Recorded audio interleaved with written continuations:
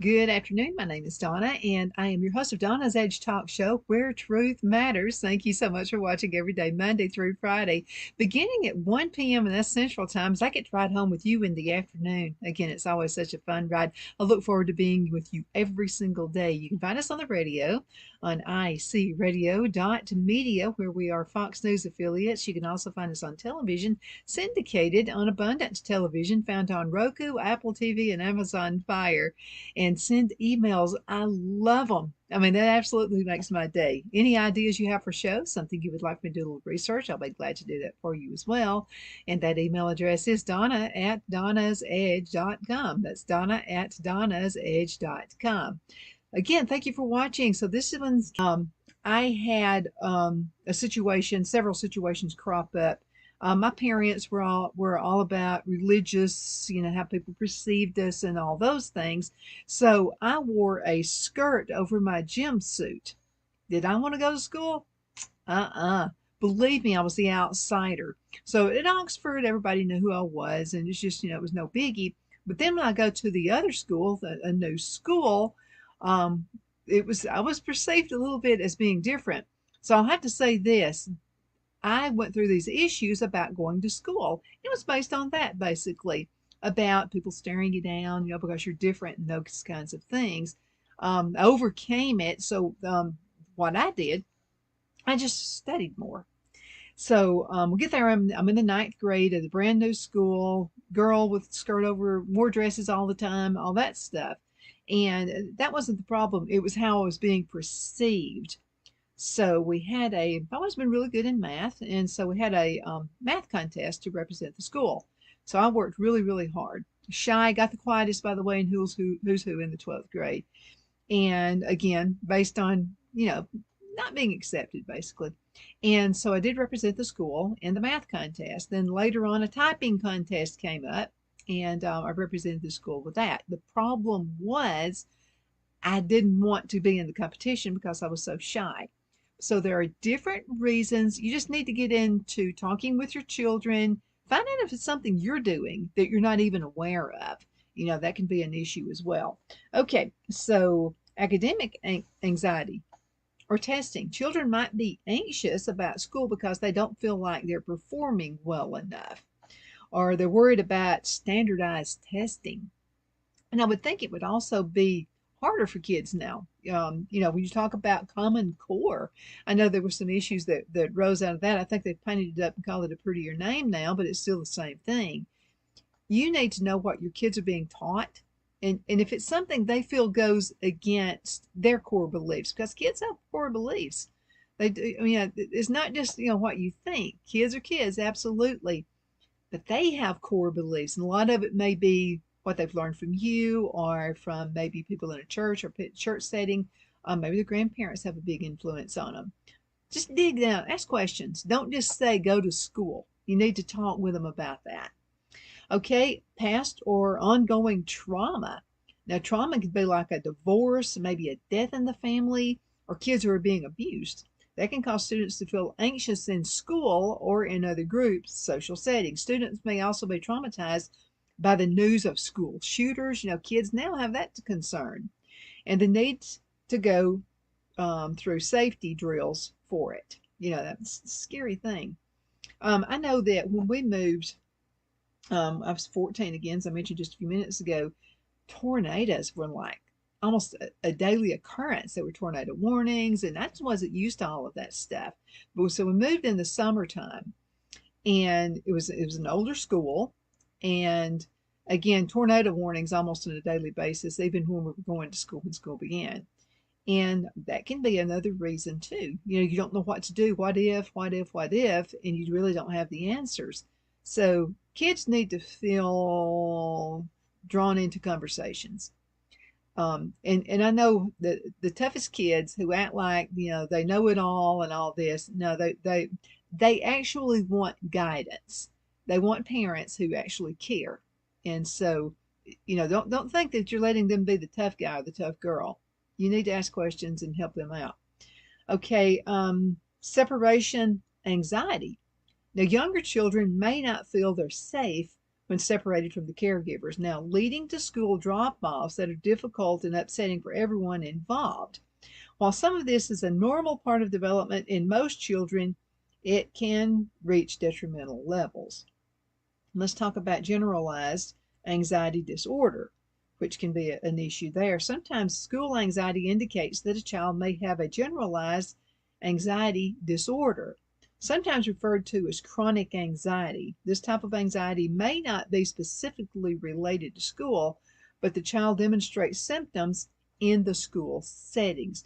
Again, they may feel like they're an outcast when they're not one. I mean, those things do happen.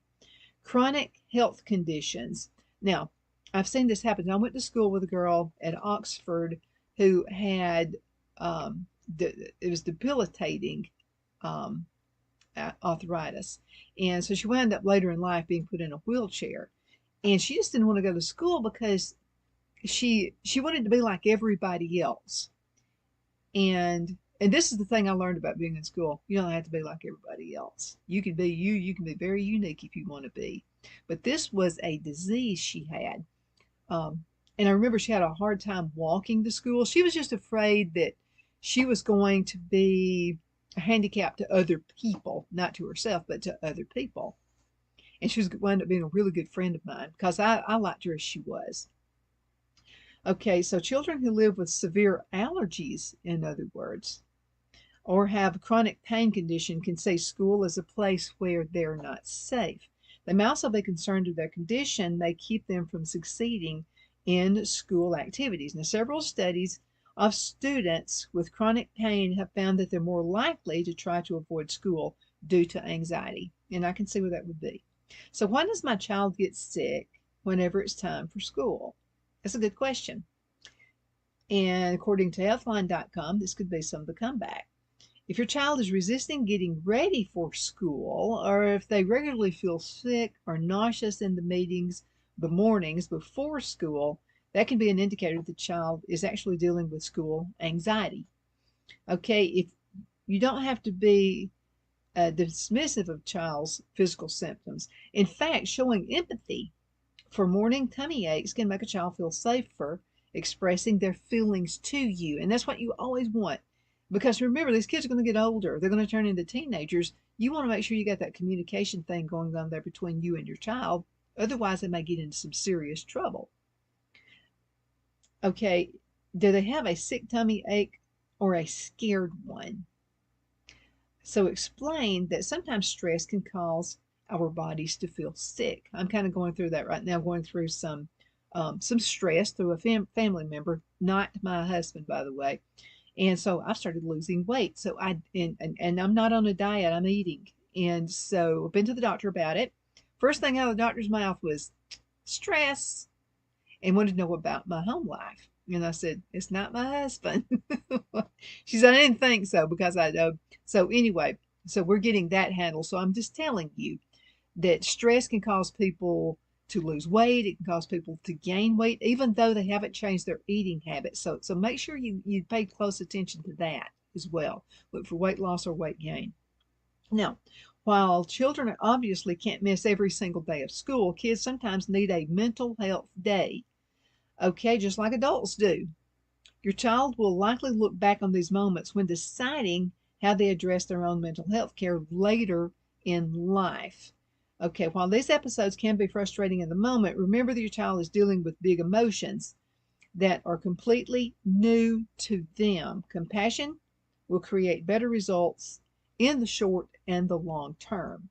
Okay, so let's talk about signs and symptoms of anxiety. Signs and symptoms of anxiety will vary according to how old the student actually is.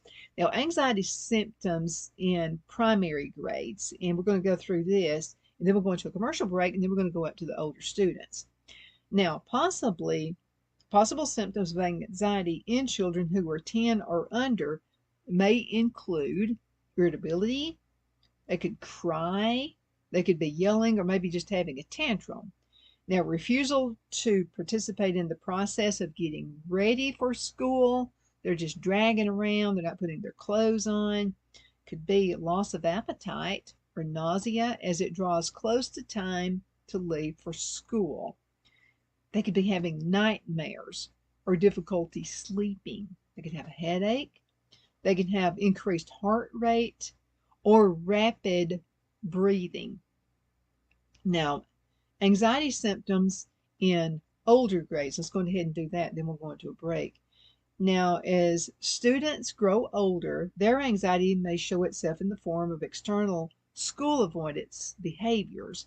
Okay, so signs of anxiety in children who are in middle and high school will vary across cultures and individual families, but may include excessive absence from class, maybe refusal to participate in school activities, rapid breathing and or quick heart rate, loss of appetite, nausea, or headache, or it could cause an increase of appetite.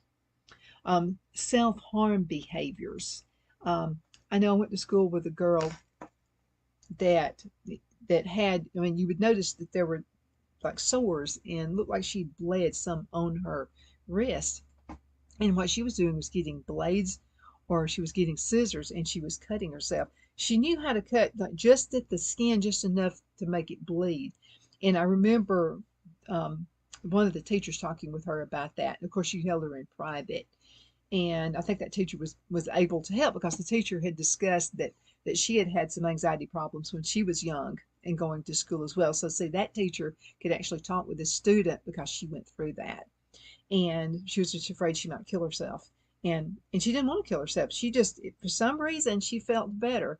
So if you just start noticing things about your child, maybe they're not even saying anything to you because they're afraid you're going to like yell at them or something, but they're just doing things to themselves. Maybe they're pulling, one person I went to school with was actually pulling their eyebrows. And I would see him do that. He would just start pulling at his eyebrows, and it was just an anxiety thing. And so I tried to be friends with him as well. But just notice things from your children, okay? It's really important you do that and get it handled before it turns into something much, much worse. Let's go into a commercial break. We're going to talk more about this when we come back. Twin City Used Car Sales has been serving drivers in the Northeast Alabama area for years with a quality selection of late model used cars, SUVs, and pickup trucks. On top of our extensive selection and competitive prices, we offer professional auto financing services for used car buyers of all credit levels. Whether you've just begun your search or you're ready to secure your next vehicle, at Twin City Used Car Sales, you will drive away with the vehicle of your dreams. The sales and finance staff at Twin City Used Car Sales looks forward to serving you, and you can apply for financing online before your visit to our used dealership in Gadsden, Alabama. Check us out on the web at twincityusedcars.com or go by our location at 901 First Avenue, Gadsden, Alabama. We sincerely look forward to serving you.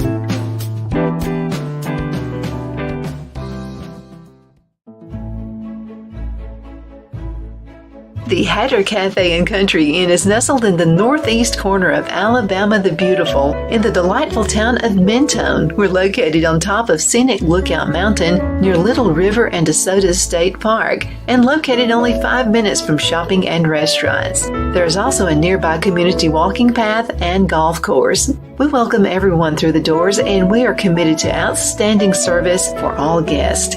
At the Hatter Cafe and Country Inn, we invite people from all walks of life to come and get away from it all, enjoy the open spaces, treetop views, fresh, clean air, and experience Southern hospitality at its finest. We look forward to hosting you. To reserve a special event, or if you would love a special getaway at the Country Inn, you can call us at 256-634-2018.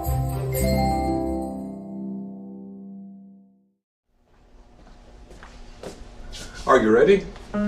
We all wonder what tomorrow will bring, but the future lays itself at the feet of the prepared and surrenders to the will of the persistent. It's not easy, but today shapes you so you can shape tomorrow. With Northeast Alabama Community College, when the future asks if you're ready, you can answer yes. Begin your future at Northeast Alabama Community College. Donna's Designs offers a line of handmade memorial, wedding, and keepsake jewelry that launched back in 1970. I'm a self-trained jewelry designer, and I will work closely with you to create unique designs you can love and treasure for years to come. Whether that be flowers that were used in a funeral arrangement or stones you found on the beach at a memorable trip, call me at 256-659-4319 and let's think of the possibilities. The only place I buy my beef is Lone Tree Ranch in Collinsville, Alabama. Their cattle is born and raised on their ranch, grass and grain fed, and you can feel confident when you serve your family and friends because their beef is all natural and no antibiotics or hormones are added. You can buy whole beef or perhaps go in with family or friends and buy half. Their customer service is number one as they take care of the delivery to their local processor and can deliver to your home for a small added fee. They also offer herd replacement heifers. I always call Lone Tree Ranch in Collinsville, Alabama for my beef specialty recipes and cookouts, and you can too. Food shortages are increasing, so buy local by calling 256-523-6462. That's 256-523-6462.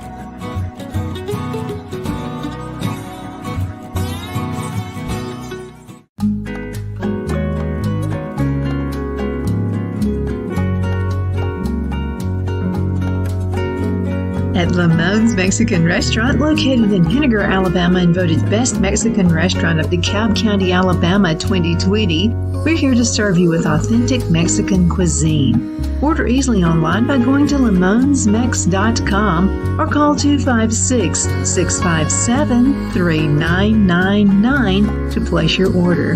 We're open Sunday through Thursday, 11 a.m. to 9 p.m., and Friday and Saturday, 11 a.m. to 10 p.m.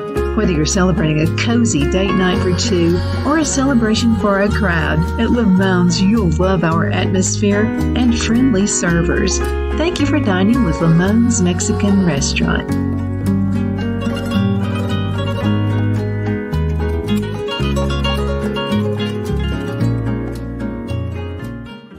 We're back. My name is Donna, and I'm your host of Donna's Edge Talk Show, where truth matters.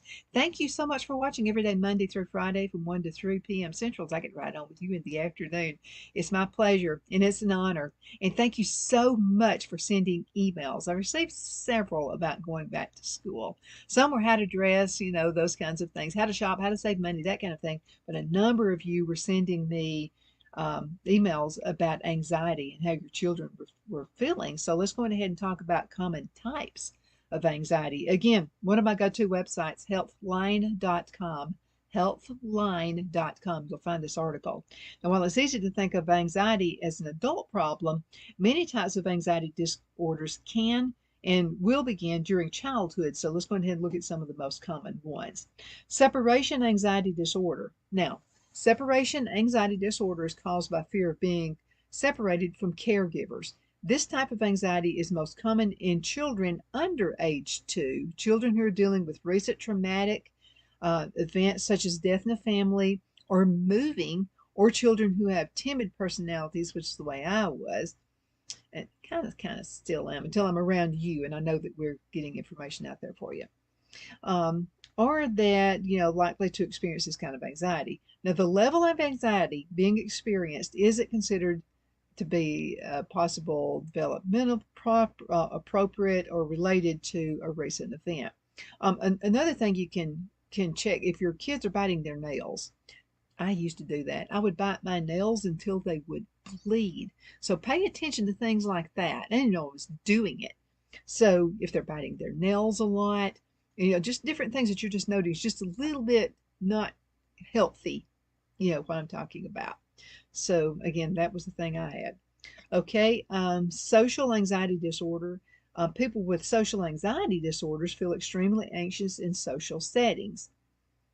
A history of negative experiences in family or group settings can be the underlying cause. Maybe they're afraid of a bunch of people. Maybe their parents are fighting a lot at home. So they're afraid when they get around to a whole lot of people that there's going to be a lot of fighting going on at school because, you listen to the news, you're always hearing about school shootings and fightings and stuff like that. And so Be careful of what your kids watch on the news as well. Just be careful because that can cause even more anxiety. Now, a child with school anxiety, or they've been bullied in the past, or have survived abuse, are more likely to have social anxiety disorder. Now, general anxiety disorder, this is chronic anxiety in another name for generalized anxiety disorder.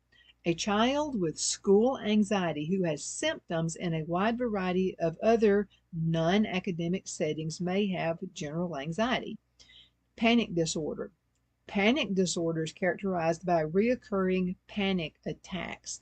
Now, someone with panic disorder may also develop a fear of their panic attacks. Checking to see what time it is. I want to make sure I get all this in. Now, someone with panic disorder may develop a fear of their panic attacks. And this anxiety about the attacks becomes a symptom of its own. So you've got anxiety over anxiety there. Now, panic attacks may be triggered by specific events, or they may seem to appear for no clear reason at all. Panic disorder is more common in young adults than in any other age group. So, why does my child throw a tantrum at school when I drop them off? Okay, and this was one of our listeners who brought this question up for us, and it just happens to be in this article, which is why I chose this article. Now, if your child is crying at drop off, clinging to your car door, or refusing to board the school bus, it can be traumatic and physical force them into school. Separation anxiety is best addressed before a child is in panic mode. So, this is what you want to do. Consider giving the child a photo of your family to carry into school. Good idea. Or ask if your child can bring a stuffed animal or other safety object. Now, be careful. This can bring the bullies out too, okay? Don't prolong goodbyes. Establish a quick goodbye ritual is a physical action like a short hug and reassuring phrase, you know I will see you at 4 o'clock. Positive affirmations that you can both recite together, like I'm brave and I'm loved, can also be helpful. You may also want to reach out to your child's teacher to let them know that you're trying to help them through separation anxiety. And that's another thing, you really need to have a lot of confidence in the teacher. You and the teacher need to be very friendly with each other. Because if your child detects there's some kind of anxiety between you and the teacher, or you and the principal, or you with anybody within the school system, they're going to have anxiety based on that as well. Now let's talk about coping with school anxiety. Let's get all these in because they're really good ones. There are plenty of options when it comes to helping your child through school anxiety. Most of them boil down to acting with empathy and compassion rather than establishing strict rules and punishments. Teachers, parents, and school nurses may pick up on school anxiety even if a student doesn't have the language to say they feel anxious. If you are concerned that a child in your care is dealing with school anxiety, you'll need to communicate well to try to identify potential causes or underlying issues. Now, talk openly about feelings and mental health. Children don't need to be hiding this stuff from you because they're afraid of your reaction. When a child acts out, it's one of the most helpful things you can do is to be curious. Finding out what your child is feeling and what they're afraid of can show you the best way to help them out. Make discussions on emotions and mental health is a part of everyday life at your house. Ask questions about school during moments when your child is calm. Is there a person at school who is scaring or bothering them? Now, don't make something up that's not happening either, okay? So be really, really careful when you're doing this. Is there a certain staff member or a teacher that makes them feel uncomfortable? Who are they sitting with at lunch? What is the loudest part of the day? You don't want to make your child feel interrogated at all, but you can strive to give them a chance to make their feelings known so that they can feel understood. Young children may also benefit from books that introduce them to different emotions and the names that we use for them. Think back when you were going to school. Was there a time that you were anxious about something? Do the Andy Griffith thing. You remember on Andy Griffith where Opie was being bullied by somebody and he was afraid, he didn't want to fight him. And so Andy goes into this discussion about when he was in school in school, and somebody was bullying him, and he let him know how that was happening. He knew, but he didn't want Opie to feel uncomfortable about that. You can go to youtube.com and put Andy Griffith Opie meets a bully, and you'll be able to pull that episode up. It's a learning. Yeah, you'll love watching that. It wouldn't hurt to let your child watch that with you as well. Okay, check your priorities. Sometimes the source of school anxiety may start at home, and a different parental attitude towards academic success can help children who are afraid of failing. It's understandable that you may have your own anxieties about your child's future and want the best for them. So, grades and tests can all feel important, and it's easy to place more importance on them than they deserve. But recent research has found out that a person's personality is the most accurate predictor of future success. Teaching your child healthy ways of dealing with anxiety and pressure at a young age will likely do more good for them than making sure that they have straight A's. I know we all want our kids to do better in school than we did. Consider a change of environment. In some cases, environmental changes are needed to help support a child who has school anxiety. Consistent bullying can usually be addressed through administrative support and parental guidance. In rare cases, a child with anxiety may benefit from changing schools or learning from home if that is an option. Homeschool to me is just like out there, it's the best thing. This can be a big decision that is best made in partnership with a team of other people who know and support your child, including your pediatrician, school administrators, school counselors, and or other mental health professionals. Now, if your child does change learning environments, they should understand that anxiety is a medical condition, and it typically can't be turned on and off just by changing the surrounding scenery. I hope this is the information that you wanted. I got this information again through healthline.com. If your kids are having issues, school anxiety, school's about to be here, now is the time to try to get a handle on it. My name is Donna. Thank you so much for watching Donna's Edge. You can find us on the radio at icradio.media, where we are Fox News affiliates. You can find us on television syndicated on Abundance Television, found on Roku, Apple TV, and Amazon Fire. And again, please send emails. I really love them. They make my day. You can send an email to Donna at donnasedge.com. And thank you so much for watching. I hope you have a super duper awesome blessed day today.